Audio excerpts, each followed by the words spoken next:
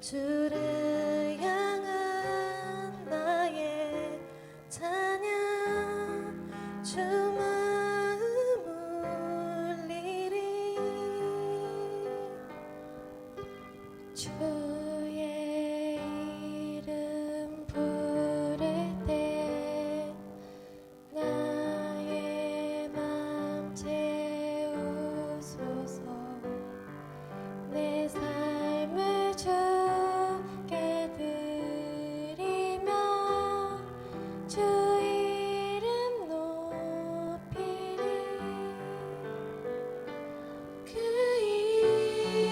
이름 강하고 견고한 성루 그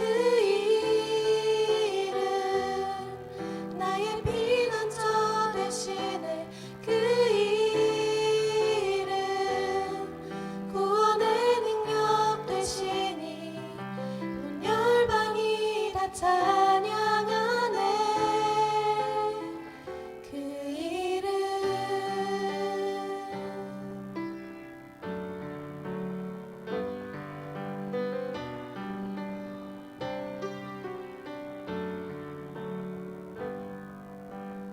주의 이름 부를 때 나의 맘 채우소서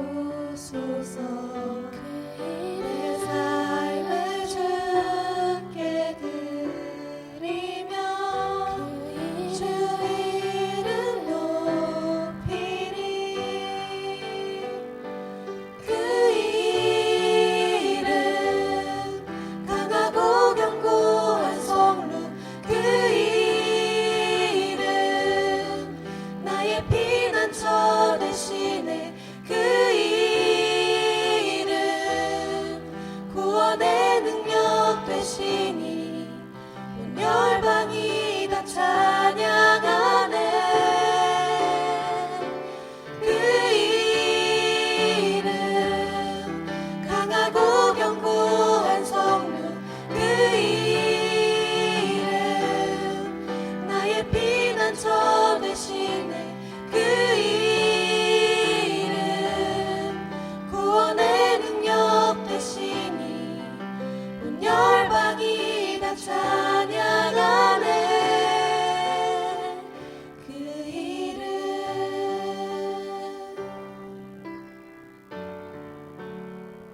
그 이름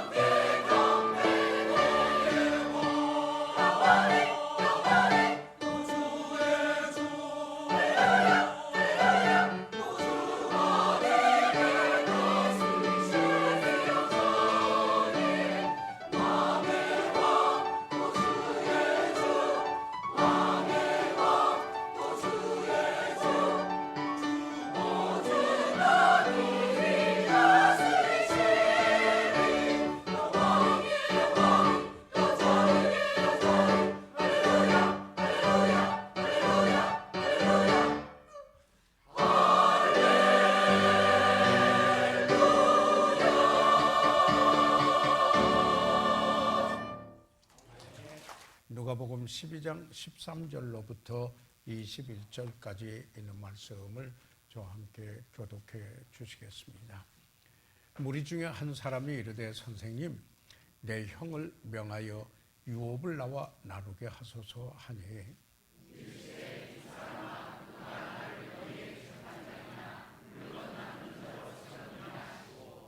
저희에게 이르시되 삶과 모든 탐심을 물리치라. 사람의 생명이 그 소유에 넉넉한 데 있지 아니하니라 하시고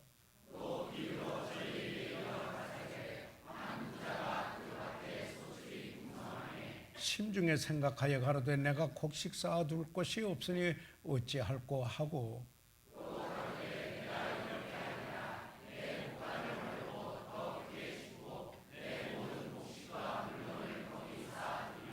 또 내가 내 영혼에게 이르되 영혼아 여러 해 쓸 물건을 많이 쌓아 두었으니 평안히 쉬고 먹고 마시고 즐거워하자 하리라 하되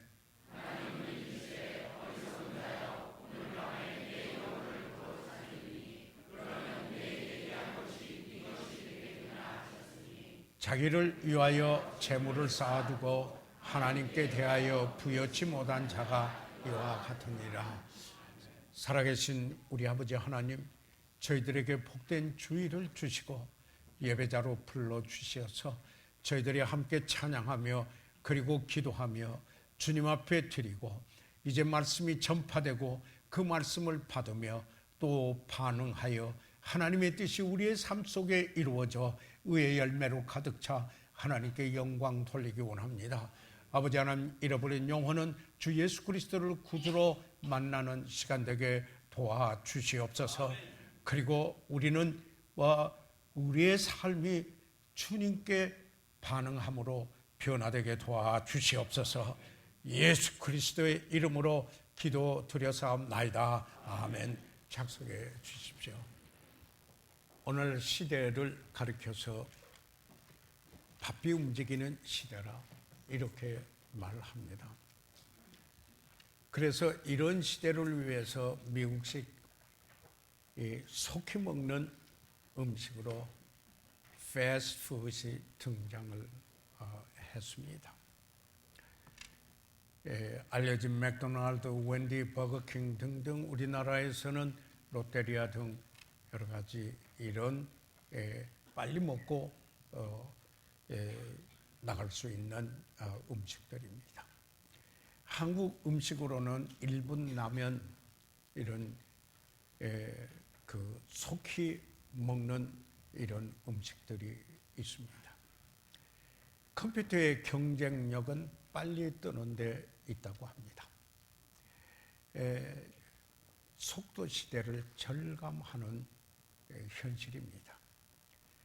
그래서 빨리빨리 문화에 익숙한 우리들은 무엇을 위해서 기다리는 것을 배우지 못하고 무엇인가를 오래 걸려서 하는 것을 싫어합니다. 다시 말하면 내가 원하는 것을 내가 원할 때로 바로 갖기를 원합니다. 빠를수록 더욱 좋다는 원리입니다. 모든 사람은 이런 즉각적인 변화를 원합니다. 여기에 한 에피소드로 여러분 들으셨으리라고 생각해집니다. 지방에서 오래 살던 한 부부가 아들을 데리고 큰 도시에 구경을 나왔습니다. 호텔에서 아버지와 아들이 어떤 사람이 벽에 붙은 단추를 누르는 것을 봤습니다. 그런데 문이 열리고 한 중년 부인이 들어갔습니다. 그리고 난 후에 조금 후에 다시 그 문이 열리고 20대 초반의 젊은 여인이 나왔습니다. 이분은 그것을 바라보면서 눈이 둥그러졌습니다. 그 아버지가 그 아들에게 하는 말이 빨리 가서 내 엄마 데리고 오너라. 왜 그랬겠어요? 들어갔다가 나와서 빨리 젊어지기를 원하는 것이죠. 기회만 있다면 모든 것이 빨리 변하기를 원합니다. 사실 물질을 얻는 데에서도 우리는 어떻게 하면 빨리 얻을 수 있을까? 그래서 많은 사람들이 로또를 삽니다. 예. 그뿐만 아니라 쉽게 도박하는 그 유혹에 빠져드는 것도 저희들이 볼 수가 있습니다.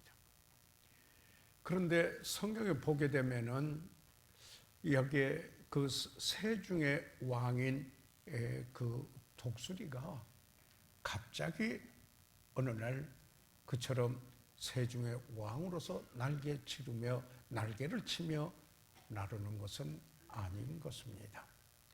신명기 32장 10절로부터 12절까지 있는 말씀을 보면은 여기에 독수리의 훈련에 대하여서 이야기를 하고 있으면서 그 일을 통하여서 이스라엘 백성들에게 여기에 교훈이 되는 말씀인 것입니다.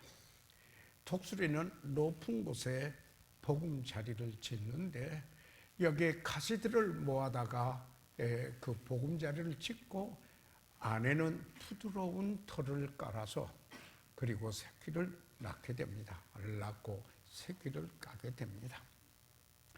그러다가 이 새끼가 너풀거리며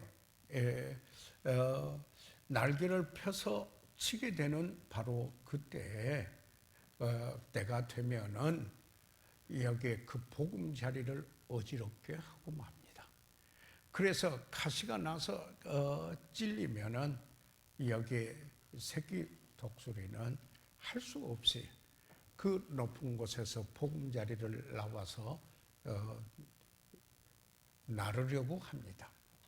그러다가 다시 밑으로 떨어지면 위에서 나르고 있던 어미 독수리가 날개로 받아서 다시 그 보금자리에 가시 있는 보금자리를 집어넣고 그래서 다시 거기에서 또 찔리면은 밖으로 나와서 나르다가 또 받고 이렇게 반복하면서 세중의 왕 독수리 그처럼 속히 나를 수 있는 여기에 독수리가 되게 하는 것입니다. 그러면서 여기에 이스라엘 백성들에게 이렇게 말합니다. 여호와께서 홀로 그들을 인도하셨고 이스라엘 백성들을 인도하였고 함께한 다른 신이 없다. 하나님께서 여기에 여러분을 가장 좋은 것으로 이루기 위하여서 독수리를 이렇게 훈련해서 세중의 왕이 되게 한 것처럼 그렇게 훈련한다라고 하면서 이스라엘 백성들에게 여기에 말씀하셨습니다. 그런데 이런 삶이 뛰어난 삶이 되게 하는데 그런 뛰어난 삶을 살지 못하게 하는 원수들이 있습니다. 다시 말하면은 이런 뛰어난 삶을 살지 못하게 하는 그 일을 정복해야 되는데 그 원수들이 어떤 것인가? 그게 일반적으로 말하는 제일 첫 번째 탐심이라고 하는 것입니다. 물론 냉정한 무관심, 기쁨이 없는 이기심, 그리고 전통주의에 빠지는 것 등등을 말할 수 있지만은 이런 것들은 우리의 삶 속에 없어지는다 하면 다시 일어나서 오는 오뚜기처럼 와서 우리를 공격해 오고 우리로 하여금 뛰어난 삶을 살지 못하게 하고 그저 평범한 삶으로 마무리하게 하려는 이런 공격을 당하게 되는 것입니다. 그래서 저는 오늘 여기에 이 누가복음 12장에 있는 이 말씀을 통하여서 여기 예수님께서 교훈하신 그 일에 대하여서 함께 나누고자 합니다. 다시 말하면은 여기에 한 사람이 찾아와서 그 형과 함께 분쟁이 생겼는데 아버지가 주는 유산을 두어두고 여기에 분쟁이 생겨서 예수님께 그것을 가지고 나와서 이야기를 하는 것입니다. 그럴 때 예수님께서 이 누가복음 12장 15절에 저에게 이르시되 삼가 모든 탐심을 물리치라. 사람의 생명이 그 소유에 넉넉한 데 있지 아니하니라 라고 이렇게 하시면서 시작을 하십니다. 탐심을 물리쳐라. 여러분, 우리가 성경을 읽으면서 보는 바와 같이 구약에서 우상 숭배, 하나님 외에 다른 것을 섬기는 그 우상 숭배, 하나님이 얼마나 싫어하는 것인가 여러분이 잘 성경을 읽으면서 믿음의 생활을 해오면서 인지하신 바입니다. 그런데 신약 성경 와서 읽으면은 바로 우상 숭배가 뭔가요? 탐심이 우상 숭배다. 즉 우리들의 삶 속에 무엇이든지 하나님이 계셔야 될 그 자리에 있을 모셔야 될 그 자리에 다른 것이 있다면은 바로 이것이 탐심이다 하는 이야기입니다. 삼가 모든 탐심을 물리쳐라. 예수님께서 지금 여기에 문제를 가지고 나온 그분과 함께 이제 여기에 그 제자들에게 여기에 누가복음 12장에 있는 말씀을 통해서 교훈을 하시고 있다라는 사실입니다. 탐심 또는 탐욕. 제가 우리말 사전을 찾아보니까 대사전에 탐욕은 사물을 지나치게 탐내는 욕심이다. 그래서 탐욕, 탐심 이렇게 말합니다. 그러면서 설명을 합니다. 단순히 탐욕은 더욱 갖고자 하는 무절제하고 만족할 줄 모르는 과도한 욕구, 원함이다. 이렇게 이야기합니다. 그래서 이 탐욕은 비유해서 말한다면은 마치 길들이지 않은 짐승과 같은 것이다. 이렇게 말하기도 합니다. 그저 꽉 붙잡고 매달려 놓지 않고 순복하기를 완강히 거부하는 짐승과 같은 것이 탐심, 탐욕이다. 이렇게 이야기합니다. 그래서 어느 분은 짐승의 사전에 충분하다라는 단어는 없다. 이렇게 말하기도 합니다. 탐욕은, 탐심은 영원히 만족지 못하는 것입니다. 그렇기 때문에 더욱더욱 가지려고 끊임없이 요구하고 원하고 바라며 가지려고 힘씁니다. 다시 말하면 더 가지려 하는 목마름인 것입니다. 탐욕적인 사람은 그래서 불행한 사람입니다. 그 사람에게는 온전한 쉼이 없습니다. 항상 무엇인가를 원하기 때문에 짐이 무거워서 뛰어난 삶, 나르는 삶을 살지 못하고 겨우 기어간다 하는 말씀입니다. 예수님께서 여기에 삼가 탐심을 물리쳐라. 누구의 저희에게 이르시되 제자들이나 모든 그들에게 이렇게 말씀합니다. 사람의 사는 게, 사람의 생명이 그 소유의 넉넉한 곳에 있는 것이 아니다. 그게 진짜 사는 거고 행복하게 풍성하게 사는 것이 아니다. 사람의 삶, 그 생명은 반드시 소유에 따라서 결정되는 것이 아니다. 그렇기 때문에 삼가 모든 탐심을 물리쳐라. 이렇게 예수님께서 말씀을 하셨습니다. 자, 일반적으로 저희들 볼 때 이 탐심, 탐욕에 대한 몇 가지 형태가 있습니다. 가장 보편적인 형태는 돈에 대한 탐욕입니다. 돈을 더 가지려고 과도한 동기부여를 합니다. 사랑하는 여러분, 성경에 돈 갖는 게 나쁘다고 그러지 않았습니다. 돈이 주인이 돼서 그 사람을 지배하면은 이게 탐심이 되는 것입니다. 그래서 우상 숭배가 되는 것이 아니겠습니까? 반드시 부자가 이 탐심이 있고 탐욕적이라는 말은 아닙니다. 있는 사람이나 없는 사람이나 같이 탐욕적일 수가 있습니다. 없는 사람 가운데 가지려고 하니까 그게 지배를 받아서 아무것도 다른 것을 할 수 없는 분이 있고, 있는 사람 중에는 더 가지려고 하기 때문에 그 지배를 받아서 수단 방법을 가리지 않는 그런 모습으로 여기에 삶이 비참해지는 그런 방법으로 물질을 얻으려고 해서 삶이 비참해지는 경우가 있습니다. 아니, 그럽니다. 이것을 성경에 안목의 정욕이라 이렇게 이야기하죠. 사랑하는 여러분, 우리가 이 탐욕에 대한 몇 가지 형태는 그뿐만 아니라 명성을 위한 탐욕도 있지 않습니까?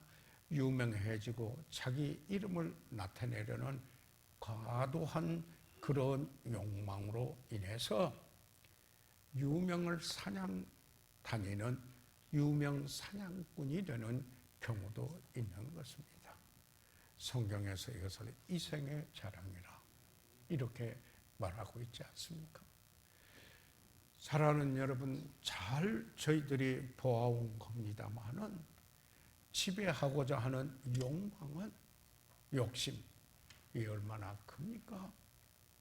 우리 현실 속에서도 이를 통해서 온갖 일을 하는 것을 보게 됩니다.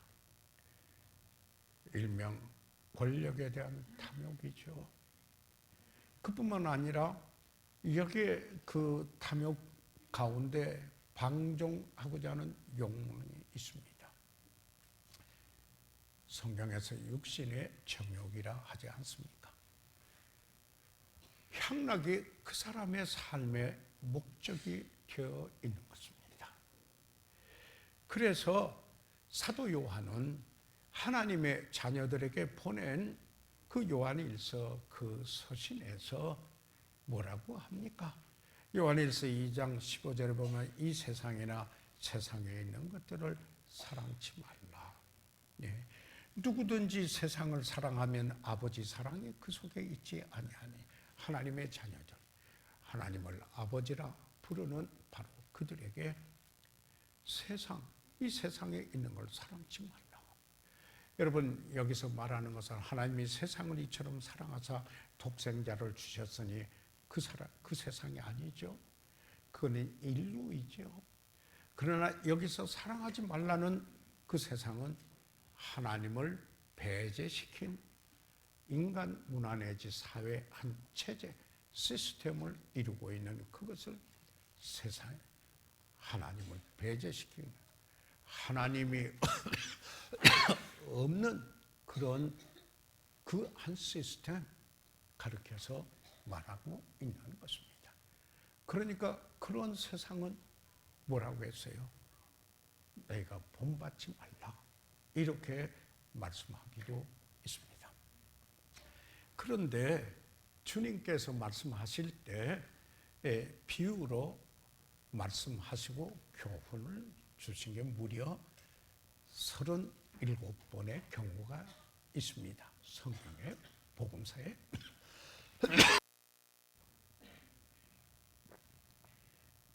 그런데 그 주님은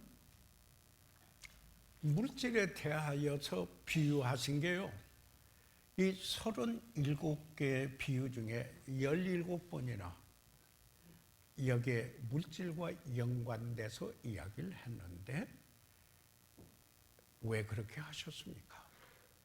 탐심이 얼마나 인생을 파괴시키고 그리고 비참하게 하는가를 잘 아시기 때문에 이와 같이 비유 17번이나 물질에 관한 비유를 들어서 말씀을 하셨습니다.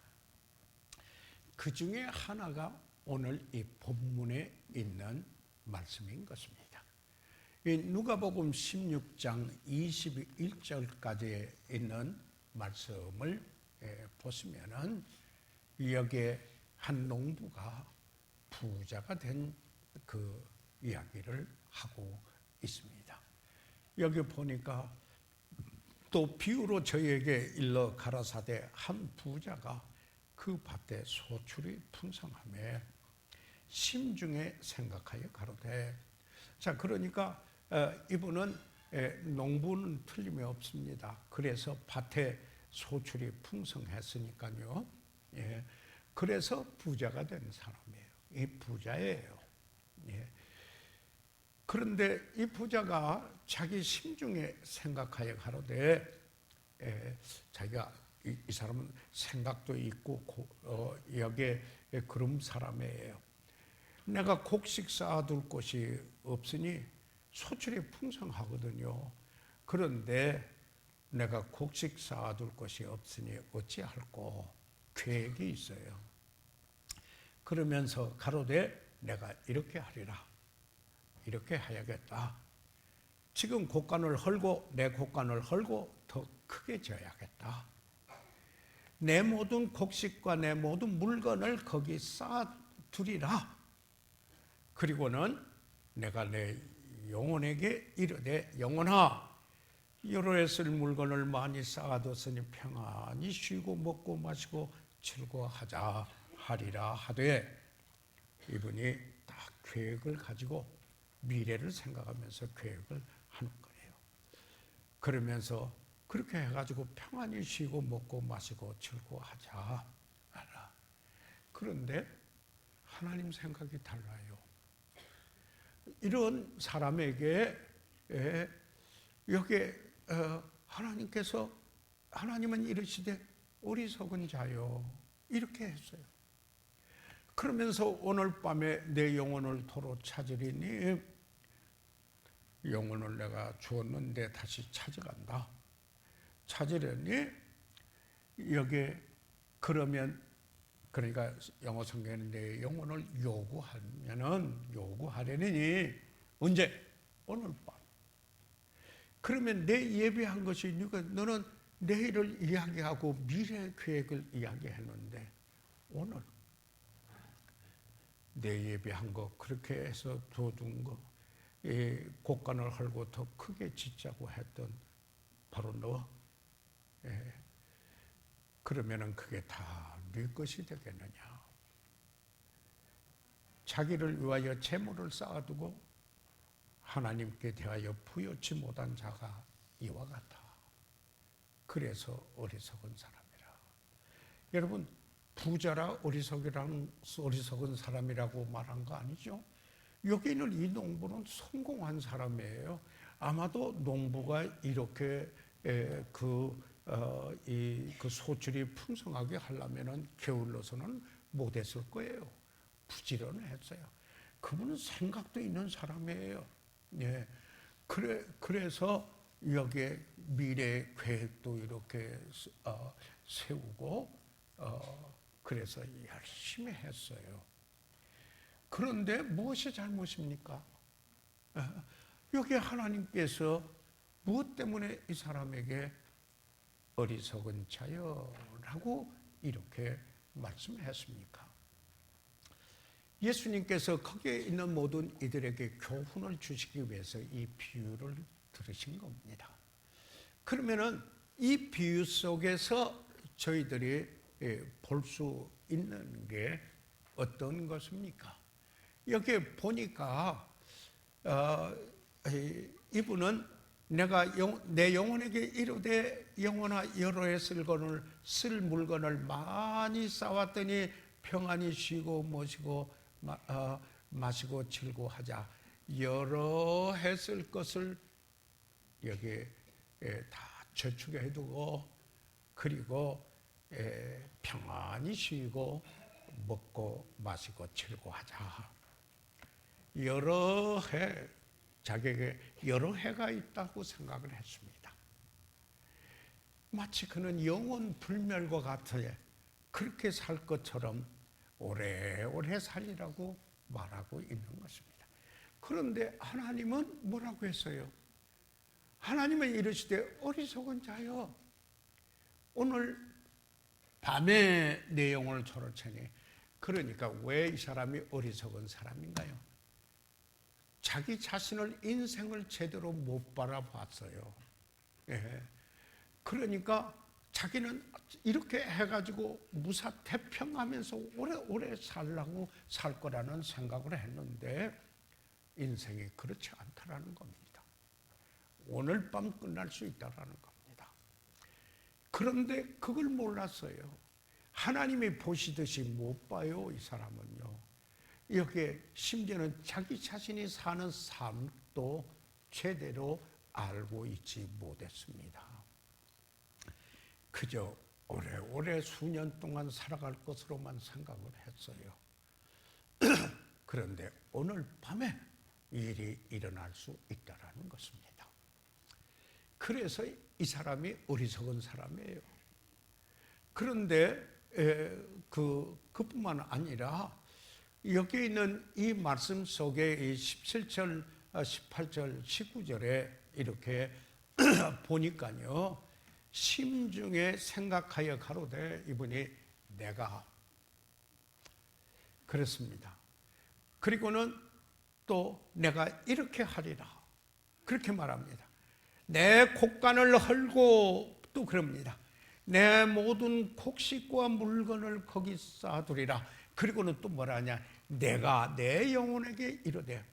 이 사람은 자기뿐이에요. 다른 사람이 없어요. 그 속에 자기 외에 아무도 다른 사람이 없어요. 자기 생각으로 꽉 차 있어요. 그러니까 자기만을 위해서라는 거예요. 그래서 여기 우리말 성경에는요, 내라는 말이 6번이지만은요, 영어 성경에는 I 해서 내가 하는 말이 6번이고요. 서유격으로 my 하는 게 5번이나 나와요. 그러니까 무려 여기에 나의 하는 게 11번이나. 그런데 다른 사람에 대한 생각이나 고려가 전혀 없어요. 그분의 삶 속에 다른 사람이 전혀 포함시키지 않아요. 내가 편안히 쉬고 먹고 마시고 즐거워요. 오랫동안 잘 못 봤어요. 그리고는 다른 사람이 없어요. 자기뿐이에요. 여기에 이런 축복한 그가 여기에 누리게 되는 이것을 주고 나누는 삶, 아무 생각 없어요. 자기가 이렇게 하겠다, 이것만 하는 거예요. 예. 사랑하는 여러분, 예수님께서 친히 하신 말씀이 제가 추수감사절 때 말씀을 드렸죠. 제자들 사이에 회자되었던 그 말이 주는 것이 받는 것보다 복이 있다. 그 모르는 사람이에요. 그 모르는 사람. 주고 나누는 이걸 전혀 모르는 것이에요. 자, 그런데 왜 이 사람이 그 어리석은 사람이에요? 하나님이 보시듯이 인생을 못 봤고 자기 인생을 잘못 봤어요. 예. 그런데 그뿐만 아니라 전혀 다른 사람을 배려하고 고려한 게 없어요. 자기만 생각했어요. 그 다음에 이게 또 하나 이 사람이 어리석은 거예요. 하나님을 전혀 생각지 않았어요. 하나님이 없는 것 같이 산다 이 말입니다. 복 있는 사람은 악인의 꾀를 쫓지 않고 하나님을 모르는 세상의 원리를 따라하냐, 죄인의 길에 서지 않고 그런 라이프 스타일을 갖지 않고 오만한 자의 자리에 앉지 않는다. 하나님이 계시지 않는, 없는 것처럼 교만한 태도를 가지고 세상을 산다. 그 복 있는 사람은 그렇게 않는다 그 말이죠.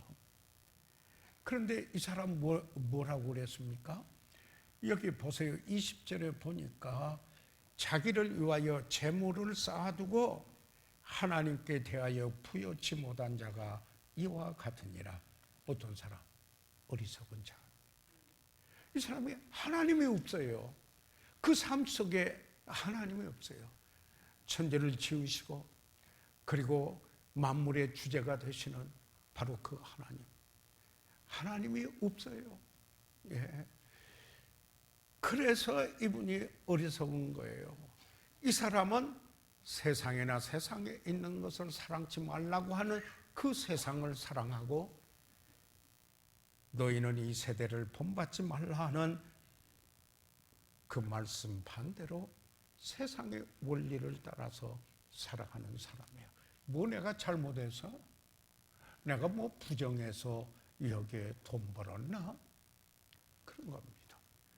내가 잘 벌어서 나 잘 먹고 잘 입고 편안하게 잘 살겠는데, 그러나 하나님의 시각은 그가 인생을 잘못 봤어요.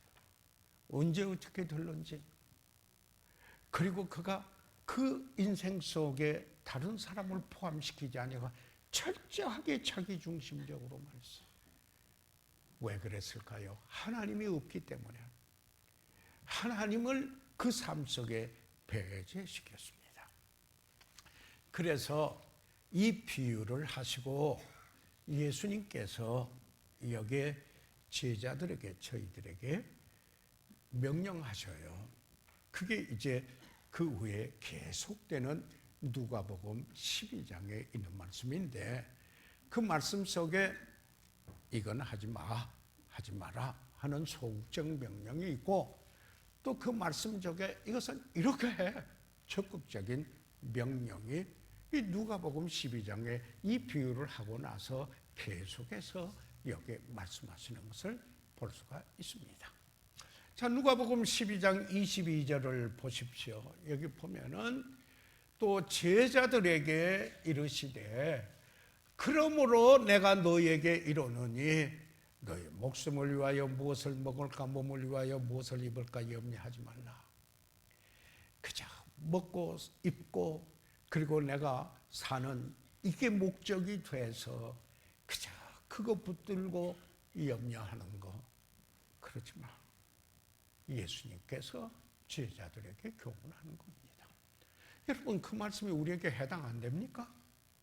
여러분, 예수님께서 그 제자들에게 우리가 주라고 부르시는 그분, 우리가 그의 자취를 따라가기를 원하는 우리들에게 해당되죠. 우리에게 하신 말씀이죠. 거기에 꽉 붙들려서 염려하는 상황, 놓아 염려 그만 놓고, 그 다음에 또 누가복음 12장 29절에 계속해서 같은 문제를 다루셔요. 너희는 무엇을 먹을까 무엇을 마실까 하여 구하지 말며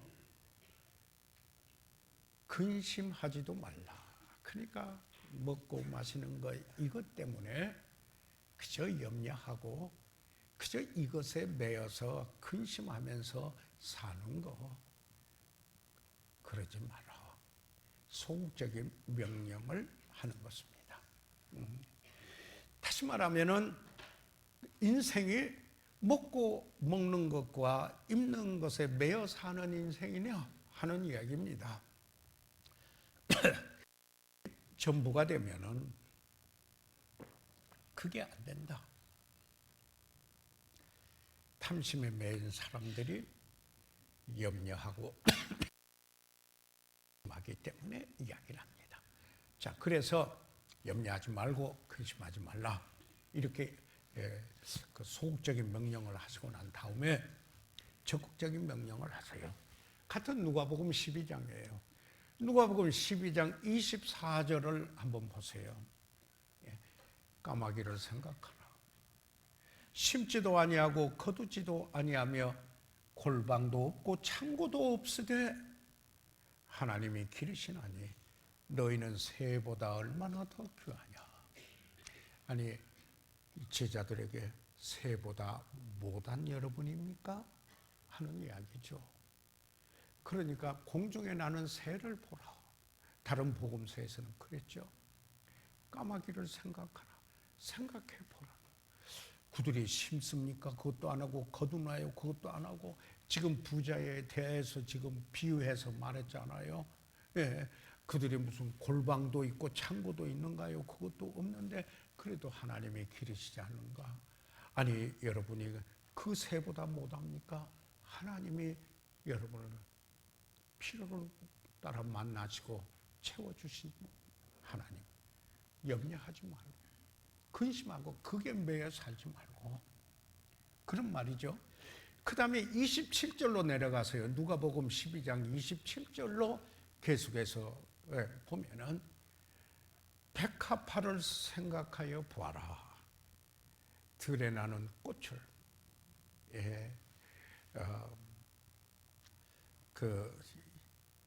제가 고양시에 살거든요. 산에 그 보면은 꽃보다 아름다운 사람들의 도시. 거기 보니까 꽃이 아름답기는 아름다운 모양이죠. 그래 꽃보다 아름다운 이 말을 굉장히 많이 사용하고 있어요. 그러면은 그 꽃을 여기에 누가 길렀어요? 여기에 이렇게 말하고 있잖아요. 실도 만들지 않고 백합화 말이요. 짜지 아니하느니라. 그러나 내가 너에게 말하는 솔로몬의 모든 영광으로도 솔로몬이 제일 누린 사람이지요. 성경에서 보면은요. 그 영광으로 입은 것이 이 꽃 하나만 갖지 못하니라. 이 꽃처럼 그렇게 아름답게 좋아하게 했겠는가? 예. 백합화 생각하라. 그러면서 31절을 보십시오. 누가복음 12장 같은 그곳이거든요. 이렇게 이야기를 합니다. 이제 본론이 나옵니다. 오직 너희는 그 나라를 구하라. 여러분 마태복음 6장 33절에는 너희는 먼저 그 나라와 그를 구하라. 그렇게 나오잖아요.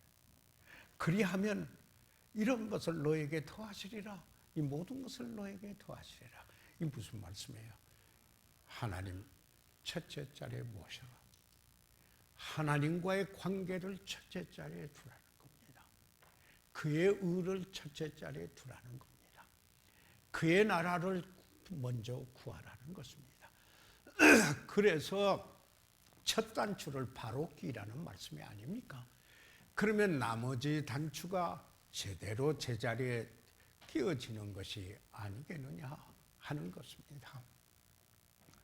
여러분 절대 여기에 있는 말씀을 보십시오. 잘 살고 누리는 것이 잘못된 것이라는 말은 아닙니다. 부자가 잘못된 것이라는 말도 아니잖아요. 그런데 이 모든 것을 가치관이 하나님이 보시듯이 인생을 보는 것 제껴놓고 자기 마음대로 계획을 하면서 자기 자신만을 위해서 갖고 누리겠다라고 하는 이 사람 아닙니까? 예. 여러분 하나님께서 왜 우리에게 주십니까? 누가 너희를 구별하였느냐? 네가 가진 것 중에 받지 않은 것이 무엇이 있느냐?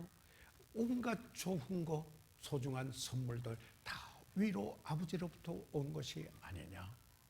이렇게 성경에 말씀하고 있습니다. 그러면 그 하나님이 주신 것 가지고 어떻게 해야 되겠는가?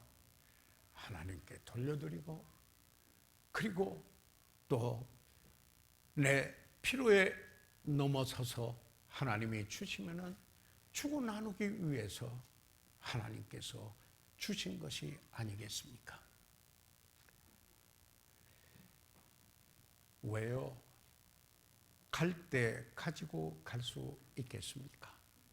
아무것도 가지고 갈 수 없습니다. 어느 목사님이 여행하다가 가방을 잃어버렸어요. 미국에 있었던 일인데요. 그래서 그 헌옷 가게 입든이나 중고 옷 파는 싼 양복 파는데 두 벌을 가서 샀어요. 보니까 장례 치른 옷이에요. 거기에 그분 비유하지 않아요. 가서 입관 예배 하는데 전부 맞으면 싹 입혔다가 뭐 여하튼 간에 근데 그 장례시에 썼던 옷이에요. 그래서 사가지고 입고는 우연히 주머니에다가 손을 넣으려고 해보니까 주머니가 없어요. 그래서 이 목사님이 그렇구나. 내가 모태에서 적신이 나왔은 즉 또한 적신이 그리로 돌아가올지라. 인생은 잠시 있다가 사라지는 안개라고 했는데 교훈을 얻은 거예요. 그렇게 얻어서 그렇구나. 내가 가지고 갈 수 있는 거 미리 보낼 수는 있어도 가지고 갈 수 있는 거 줄 때 아무것도 못 가지고 가는구나 하는 거예요. 자, 그런데 보세요. 34절에 같은 누가복음 12장 34절에 이런 말씀을 또 하세요. 너희 보물이 있는 곳에는 너희 마음도 있으리라 이렇게 이야기했어요. 자, 보물이 만약에 우리가 보물을 가지고 있다면은 보물 둔 곳에 늘 마음이 가 있잖아요. 하늘에다가 너희 보화를 쌓아라. 그렇게 그러면 위의 것에 대한 정말 하나님의 뜻, 하나님의 그 생각이 첫 번째로 둘 게 아니겠어요. 무엇을 보물로 삼고 있는가? 아니 그래서 내가 물질을 어디다가 두느냐? 어떻게 하느냐? 그게 내 마음이 있는 거거든요. 그러니까 내 물질이 가는 곳에 내가 보물이라고 생각하는 가는 곳에 내 마음이 간다 하는 이야기 아닙니다. 자, 그러면은 이렇게 먼저 그 나라와 하나님의 나라를 구하는 하나님의 첫째 되는 그런 삶을 살라고 하면은 어떻게 사는가? 주님이 오셔야 하잖아요. 주님이 와서 내가 깨어질 때 여기에 탐심이 많은 내 자아가 깨어질 때 그래서 내가 아니라 주님이 될 때 그때 달라지는 거 아니겠습니까? 그래서 사도 바울은 갈라디아서 2장 20절에 내가 그리스도와 함께 십자가에 못 박혀나니 그런 적이 이제는 내가 산 것이 아니요 오직 내 안에 그리스도께서 사신 것이라. 이제 내가 육체 가운데 사는 것은 나를 사랑하사 나를 위하여 자기 몸을 버리신 하나님의 아들을 믿는 믿음 안에서 사는 것이라. 그와 함께 죽고 그와 함께 살아. 그래서 내 자신에 대해서 죽고 죄에 대해서 죽고 세상에 대해서 죽고 그리고 그와 함께 살아서 의를 향하여 살고 하나님의 나라를 향하여서 살고 하나님을 향하여서 사는 삶이 됐다. 그래서 하나님이 첫째 자리에 있게 되는 것입니다. 주님을 만나야 돼요. 그래서 주님이 중심이어야 돼요. 그래서 그분이 첫째 자리에 되면은 하나님의 뜻을 행하는 자는 영원히 거하느니라. 영원히 가치 있는 삶을 남기는 것이에요. 이 귀중한 것이에요. 이 보물이라는 글을 하나 읽고 마치겠습니다. 내가 가장 귀하게 여기는 것들을 하나님은 하나씩 하나씩 내가 빈손이 될 때까지 가지고 가셨다. 나는 번쩍이는 모든 장난감을 다 잃었다. 그리고 내가 헤어지고 낡은 옷을 입고 가난 중에 이 땅에 큰 길을 걸어갔다. 마침내 나를 부르는 음성을 들었다. 내 빈손을 내게 내밀라. 나는 내 손을 하늘을 향해 폈다. 그리고 하나님은 뛰어난 부요함으로 더 가질 수 없도록 가득 채워주셨다. 그때야 비로소 내 어리석은 생각으로 깨달았다. 하나님은 손이 가득 차 있을 때는 그 불을 부을 수 없음을. 그리고 나머지 생명이지. 내 손이 가득 차 있을 때는 하나님의 불을 부을 수가 없다. 비워야 한다. 그런즉 누구든지 그리스도 안에 있으면 새로운 피조물이라. 이전 것은 지나갔으니 보라 새 것이 되었도다. 우리 이 시간 다 같이 일어나셔서 머리 숙이시겠습니다. 저희들 이 시간 다 같이 일어나셔서 잠시 머리 숙이도록 하겠습니다. 사랑하는 성도 여러분, 어리석게 살지 않고 지혜롭게 사는 삶이 어떤 삶입니까? 예수님께서 지금 여기에 지혜자들에게 주신 교훈이 아니겠습니까? 이 성공한 사람이지만은 어리석었던 게 그는 자기 인생을 잘못 봤어요. 그리고 다른 사람을 전혀 포함시키지 않았어요. 하나님을 배제했어요. 그래서 어리석었습니다. 그러나 하나님의 나라를 구할 때, 주님이 첫째 자리에 올 때, 주님이 첫째 자리에 있지 않고 다른 것이 있으면 그게 탐심이죠. 어리석은 사람이죠. 그러나 하나님이 첫째 자리에 오는 삶, 내가 아니라 그리스도, 이런 삶, 예수님께서 지금 교훈해 주신 것입니다. 사랑하는 성도 여러분, 오늘 지혜자로서 어리석은 자가 아니라 여기에 예수님의 그 말씀하신 이 탐심에 대한 교훈을 받고, 이제는 내가 하나님이 보시듯이 내 인생을 바라보며 다른 사람에 대한 고려와 배려, 그들을 포함시키고 하나님을 첫째 자리에 두고 사는 그리스도인의 삶이 되기를, 새롭게 이 한 해를 마무리하는 이 시점에, 그리고 새해를 맞이하면서 준비하고자 합니다. 목사님, 그렇게 함께 기도하는 일에 저도 동참해서 그런 지혜로운 자의 삶이 되도록 기도하고자 합니다. 그렇게 헌신하겠습니다. 함께 기도해 손을 들어 펴주시기 바랍니다. 감사합니다. 하나님께서 여러분을 축복해 주시기를 바랍니다. 혹시 오늘 저희들 교회는 오셨지만은 혹시 아직 예수님을 마음속에 구주로 영접지 못하신 분 혹시 있으신가요? 교회 왔다고 자동적으로 그리스도인 되는 건 아니죠. 그런 기회는 있지요. 혹시 그런 분 가운데 오늘 내가 이 교회는 왔는데 정말 예수님을 나의 구주로 믿고 내가 구원받은 확신이 없습니다. 목사님, 내가 구원받고자 하는데 기도해 주세요. 혹시 그런 분이 있으면 손을 들어 펴 주시기 바랍니다. 위에서 기도해 드리겠습니다.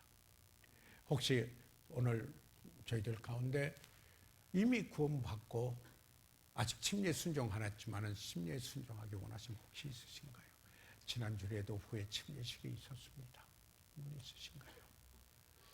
살아계시는 우리 아버지 하나님, 이 시간을 주께 의뢰합니다. 성령께서 역사하셔서 잃어버린 영혼은 구원해 주시고, 우리 그리스도인들은 하나님의 말씀으로 받아 우리가 믿게 하나님께서 우리 안에서 역사하셔 그 말씀에 순종하여 변화되는 저희가 되게 하여 주시옵소서. 아버지여, 아버지의 뜻을 이루시옵소서. 예수 그리스도의 이름으로 기도해 싸움나이다.